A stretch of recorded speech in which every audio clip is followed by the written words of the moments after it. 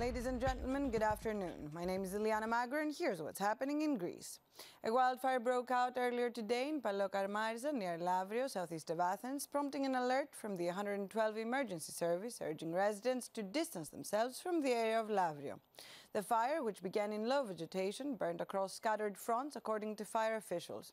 More than 170 firefighters, 7 ground teams of forest commandos, 2 water-dropping aircraft and 5 helicopters were deployed, assisted by municipal water tankers. Thankfully, the wildfire is now under control.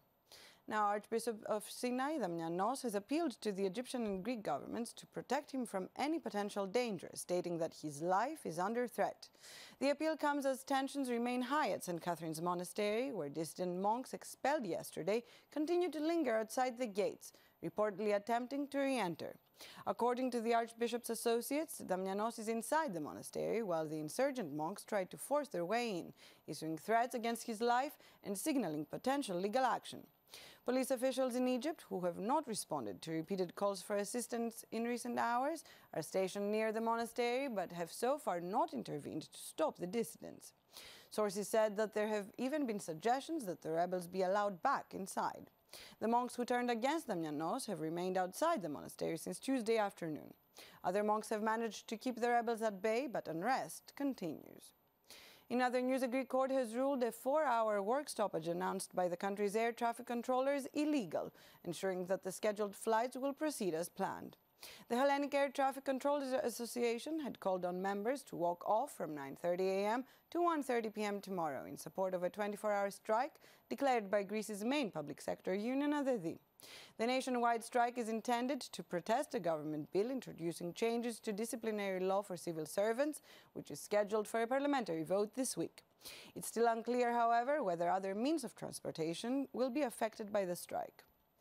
Now, the Education Ministry announced yesterday that the elementary school on Pserimos, a small island between Kalymnos and Kos that is also close to Turkey, will reopen this September after 16 years.